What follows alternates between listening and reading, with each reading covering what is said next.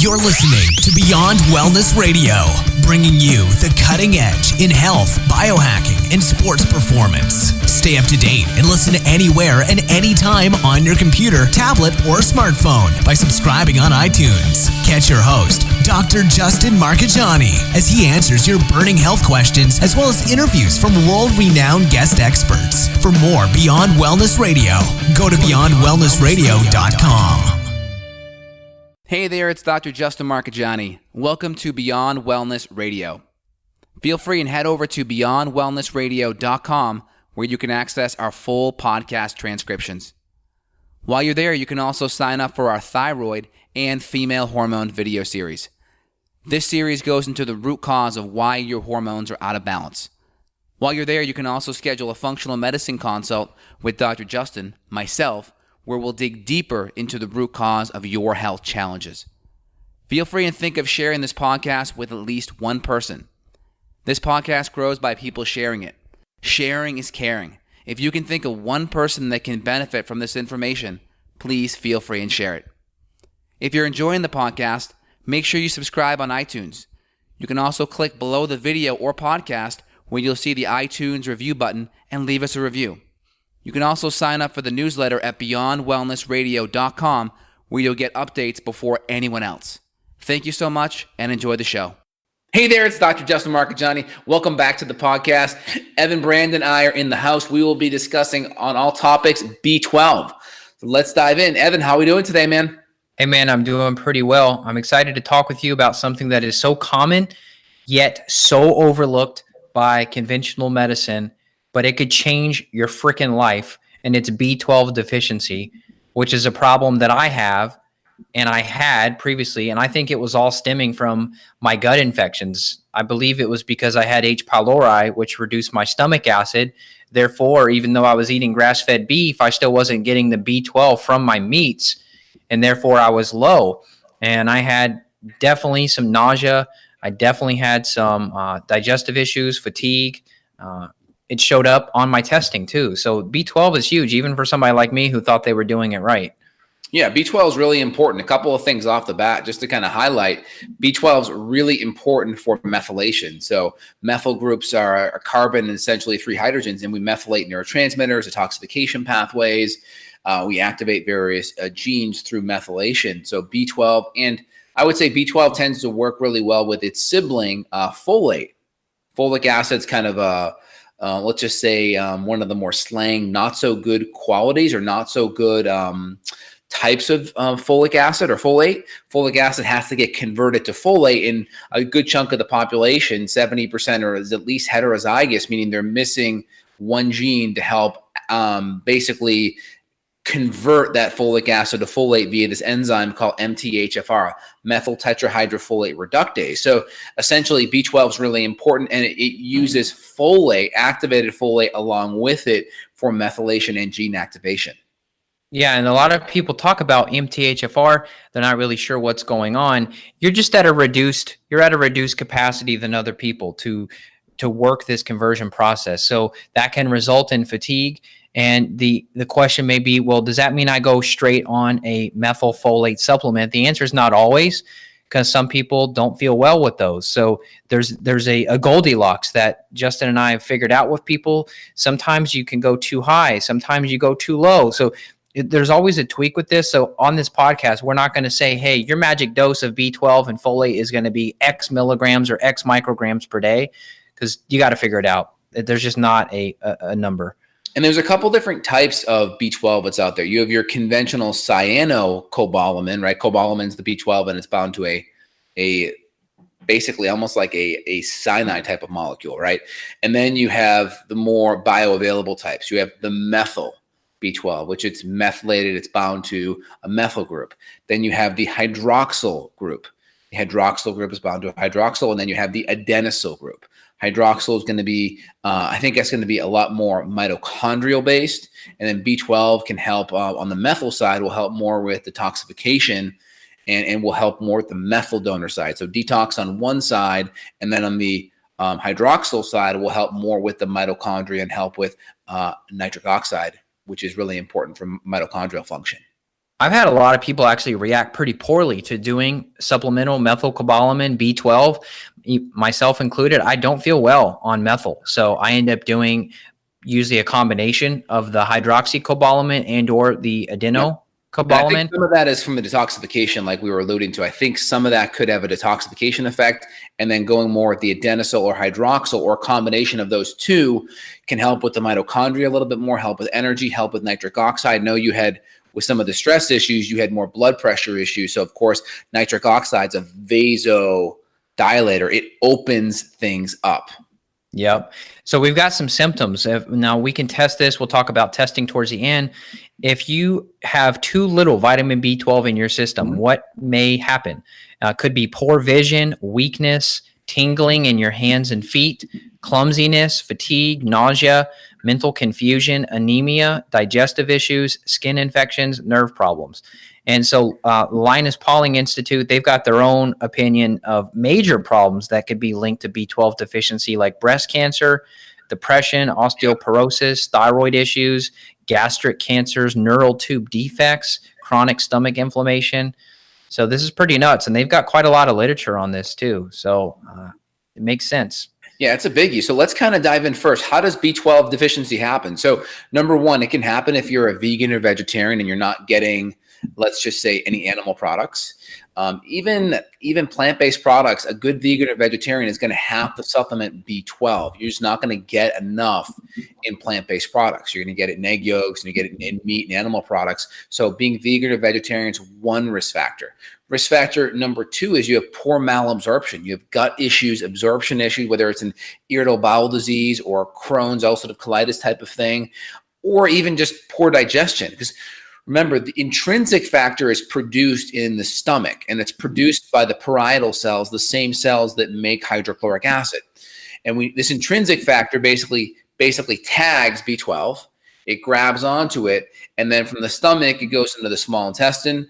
The duodenum is the first part, the jejunum, and then the ileum, it is then released and then reabsorbed back up in the ileum. So it's like you have this carrier, this tag, or this relay race where intrinsic factor binds to that B12 in the stomach and then releases it back down at the very end of the small intestine in the ileum. So it's really important, because if we have gut inflammation, and let's say we have poor parietal cell function, which tends to mean we also may have low stomach acid, that poor digestion is going to create more leaky gut, more gut inflammation, and continue to decrease intrinsic factor. So if we have low intrinsic factor, or if we have intrinsic factor antibodies, or parietal cell antibodies, this is called pernicious anemia, where we have an autoimmune attack that's attacking either the cell or the compound that's produced to help basically run that relay race for the B12. So the more you have leaky gut, the more you have gut inflammation, there's a greater chance of autoimmunity, which could affect B12 absorption. And for those kind of people, we tend to go more on the sublingual side with intrinsic factor. And we may even do the adenylyl hydroxyl versions, go sublingual, bypass the gut. And we may also even opt for an injection. Great point. Yeah, people were going to ask, well, why can't I just take a supplement, swallow a pill for this? Well, you just alluded to the gut infections or other problems, inflammation, autoimmune gut conditions, that may reduce the absorption. So just because it says on the label, you're going to get X amount, that, we always say, oh, you are what you eat, but not necessarily. You really are what you digest. So if your digestion's compromised, then you're not going to get what's on the bottle, and therefore you might not get the clinical improvement you're looking for. Now, I just sent you a link to a PubMed study here. They call it Impact of Helicobacter pylori on the Development of B12 Deficiency. And long story short, the findings prove strong evidence H. pylori infection is associated with cobalamin deficiency. So that probably started it all for me. My diet wasn't great as a kid, but me having that H. pylori infection, that was probably a huge trigger for my B12 to be so low. Exactly. Yep. Totally makes sense. So this is why it's so important that if you have B12 issues, you have to make sure the diet is right. The diet's going to be super important. Vegan, vegetarians are maybe going to have a problem. The next is if there's a leaky gut or any inflammation in the gut, that has to be rectified and addressed. Now, in my line, we use like methylated B12 and methylated B vitamins, because Typically, you want to take it with B6 and folate and B12. But some people, they may need to go sublingual. So we may want to go in adenosine hydroxyl form, which gets absorbed more in the mitochondria versus the plasma for the methyl B12. So very important. We got to get to the root cause. So what are some great food sources, or anything else you want to highlight before we go into the food component, Evan? Well, I wanted to get your opinion on the whole B12 shot thing. I mean, you and I work with so many people, and we hear every single week someone going into a naturopathic clinic or some other clinic to go get a B12 shot, yet we run their testing and they still look low in B12. So what are your thoughts on B12 shots? I think for some people, it may make sense to do it, especially with severe malabsorption and severe gut issues. I think for most people, just a sublingual or just a capsulated B12 with other methylated Bs like the LMTHF folate and pyridoxal or 5-phosphate or good quality, pyridoxine HCl, B123, that's going to be enough for most. Some may have to go one step up and go to a sublingual and an adenosine or hydroxyl form. For most, that's going to be enough. If there's severe issues, maybe an injection in the beginning, like if we have an ulcerative colitis or Crohn's issue, we have blood in the stool, maybe to that degree, that makes more sense in the beginning. But in general, I work with dozens of IBD patients, and we typically are able to get their colon and their digestion stable and the inflammation down where that stops. And then we're able to get their levels up with just sublingual. Yep. Yeah. That's my whole point too. I really don't want to go get a shot. The sublingual works so good. Here's the thing with the B12, even if you do take more than you need, it's more of people having problem with deficiency. Because if you take excess, your excess B12 gets stored in your liver. So even if you do take more than you need, that's fine. We're more concerned about you having too little, rather than too much. And then you mentioned the food. So yeah, let's get into that. I mean, organ meats are going to be number one. So I've seen a lot of companies out there now where people don't want to eat organ meat. So these companies will take like a grass-fed liver or a grass-fed kidney of a cow or a lamb, and then they'll put that into capsules. So you can take like liver pills, you can take kidney pills if you want. I personally don't do that. Maybe when I get more into hunting, I will eat eat the deer or eat the other animal's liver. But currently, me personally, I do not do liver. Yeah, exactly. So, I mean, I think it's a great source to do it. A lot of my women that are cycling and menstruate heavily, I'll have them do liver during that time frame just to get some extra B12 and store it up in their liver. Even just an ounce or two per day during that time is enough. There's a lot of B12 and or iron in the liver. So a couple of things I want to highlight. So we need B12, one, to help develop our nervous system. So early on, we can have neural tube defects, which is basically our nervous system doesn't close all the way up. And essentially, we could have it on the backside where we have spina bifida, or we could have it on the front side where maybe have a cleft palate, right? Those are all B12 or neural tube defects issues. Next, we may see macrocytic anemias, right? Megaloblastic macrocytic anemias where our red blood cells are really big. So red blood cells, unlike us, we start off small and get bigger, right? Red blood cells actually are bigger and then get more smaller as they mature and get older. And we need healthy levels of B12 and folate and methylated B vitamins to help this conversion happen. If not, we'll run an RBC or a CBC, I should say, complete blood count with indices. So we'll run like MCH, mean corpuscular hemoglobin, mean corpuscular hemoglobin concentration, mean corpuscular volume, MCH, MCHC, MCV. These are markers to look at how big the red blood cell is. And if we see a really big red blood cell, that can give us a big sign that we don't have enough of those B vitamins on board, especially if we start to see low RBC, low hematocrit, low hemoglobin. That tells us we got some B vitamin issues. You know what I found this to be true in is women, men too, who do too much alcohol. I've looked at some of the literature on how alcohol can damage your liver and as well as your red blood cells. So when you look at some of these, like, not let's freak out level, but when you look at some of these low red blood cell levels, it could be linked to, a woman doing 2-3 glasses of wine every night. And all we don't even have to supplement.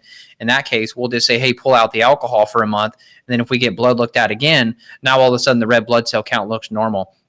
You and I have talked about this book before, but I love it. Dr. Dickon Weatherby's book, CBC and Blood Chemistry Analysis. He's got some really good functional markers in there for like your red blood cells and white blood cells and all that. So that's a good resource for people if they want to look at their blood work and see, how do I stack up compared to a functional range, which is tighter than conventional range? That's a good book for that. 100%. Yeah, 100%. So a couple of ways to test, like I mentioned, right? You can do the MCV, MCH, MCHC, which is, it's going to be good. It'll give you a good indication. We can also run a serum B12. And if you're a vegan vegetarian, that could be really good. That could be a good marker. You may have, let's just say, enough B12 in your blood, but not enough in your cell. So this is where we like to look at methylmalonic acid or trans-holocobalamin. So if we have adequate levels of B12, we convert methylmalonic acid into succinic acid. So there's this conversion, right? And then if methylmalonic acid goes high, it's because it's not able to convert it into succinic acid. And then we can make that inference that there's not enough B12 to make that conversion happen. Does that make sense? Yeah, it does. So you're saying with blood might not always show the true picture, correct? It not always show it. I mean, with serum B12, you may have, it may show an okay amount, but we may still have issues. We have to run that organic acid test that we always talk about. And then on that test, we'll look at 4-aminoglutamate, which will give us a folate marker. We'll look at methylmalonic acid, which will give us a B12 marker. And we may also look at xanthiuronate and kinourinate, which will give us markers into B6. We like to look at those key methylating nutrients, B6, B12, and folate together. Yeah, this is on, I think you said it already, but just to be clear what this test is, this is a urine test. It's a first morning's urine sample. Correct. We run it on everyone. It's an organic acids test. And often what I'm doing now is I'm having that organic acid test combined with a chemical profile or even a mold test, which is a mycotox panel. So we can take one urine sample, run it through multiple machinery at the lab, and then we get multiple readouts, which is pretty cool. That way you are not just guessing on why this is happening. Yes, and I had a podcast with Tim Jackson just last Friday, and he talked about the idea that lithium helps with B12 transport. And Dr. Amy Yasko talks about this too. So lithium orotate, not lithium carbonate, the drug, lithium orotate can really help with B12 transport. So that could be something, if we're having issues with B12, we may want to look at adding, 5 or 10 milligrams of lithium orotate with that as well. Yeah, I was going to say it'd probably be a low dose, right? Just to get that effect going. And then lithium too, that's also used for a lot of brain issues, right? A lot of like depression and... Yeah, you can see that help with depression, mood, anxiety issues. And we're not talking lithium carbonate, which is commonly used for bipolar, right? We're talking lithium orotate, the nutrient. Wow, I've heard of lithium orotate being really calming for people. Yep. I wonder if that's because it's helping to transport the B12, as you're mentioning. Maybe that's why it has the effect that it does. It has multiple mechanisms. 100%. Yep.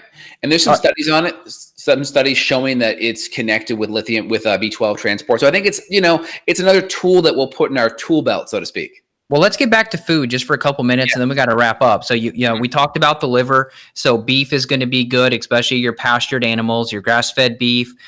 You could do your elk, your bison, whatever type of meat you like. Eggs are going to be great if you can tolerate them. Good pastured eggs, happy chickens that roam the grass and ate bugs like they're supposed to. Clams, I personally don't eat clams, but that was on a huge list of, hey, here's all these B12 foods. Clams was up there. There was another one, dairy, but I personally don't do much dairy except for butter. Would you say there's some B12 and some good grass-fed butter? Probably is. I think so. I think you're going to get some of it just through the fermentation of a lot of the grass in the gut, right? The cow is going to basically ruminate a lot of that good, healthy butyric acid out. And I think you will get some B12 out of that as well. Okay. And then, so we talked about blood, talked about urine, talked about supplementation, talked about foods. What are the mechanisms? What does B12 cause if it's low? I think we hit on every point, unless you want to bring up a couple others. Yeah. So kind of going back, we talked about neural tube defects. If you have low B12, that's kind of more on the pathological side. And of course that starts early on. So of course, if you're a woman, you're looking to get pregnant, you should be on a really good, your multi should automatically have folate in there, not folic acid, and it should have at least good methylated B12 if you're not having any problems. And then we should be eating our leafy green vegetables. We should be getting egg yolks. We should be getting grass-fed, high-quality meat, and maybe even a little bit of liver, especially if, as a woman, if you're having your period, you're going to be losing blood. So getting that liver will help with extra iron as well, and then some good B12, which you'll store it up in your liver. So that's a really good starting point to prevent a lot of this. And then number two, on the back end, we can have what's called subacute combined systems disease or posterior lateral sclerosis, because we need healthy levels of B12 to build our myelin, to build our nervous system up. So it's really important that we have enough B12 for those issues. I already talked about B12 and the gut and how that can be a sign of pernicious anemia or other IBD or irritable bowel issues, or just a lot of gut inflammation and extreme malabsorption in the gut. So I think these are all really important things. And then I would say, of course, you're going to see thyroid issues, right? If we have inadequate levels of B12 because we don't have enough mature red blood cells. Mature red blood cells carry nutrition, carry oxygen, and we need that for healthy metabolism. So we could have lower thyroid function as well.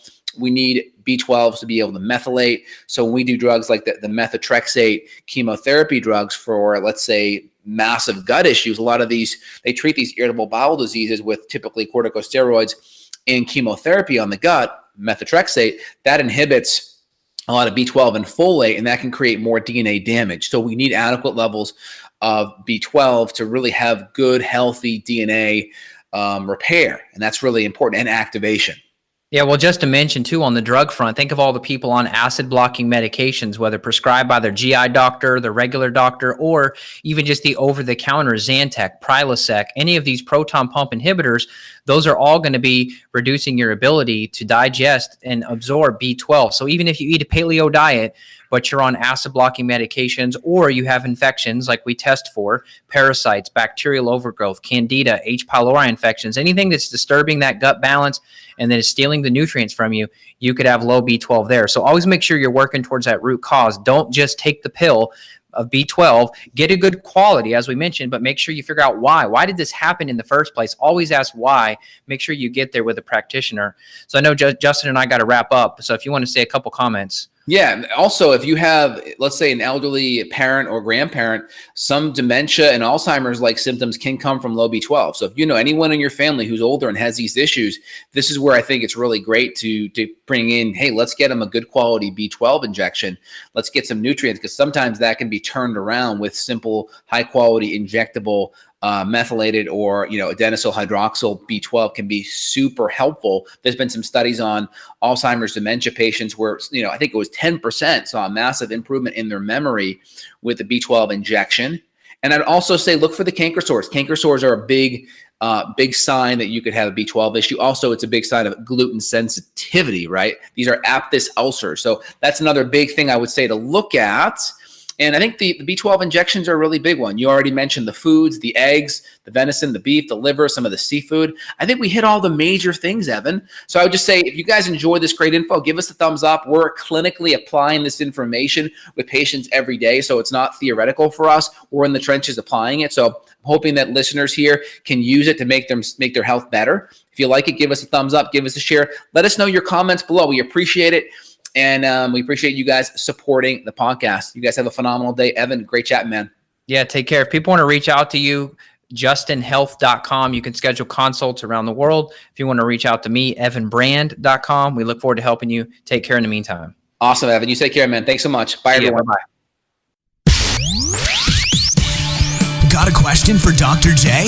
Go to beyondwellnessradio.com and click the questions button. Then tune in to hear the answer. Also, if you like the show, click below to review us on iTunes. For more Beyond Wellness Radio, go to beyondwellnessradio.com.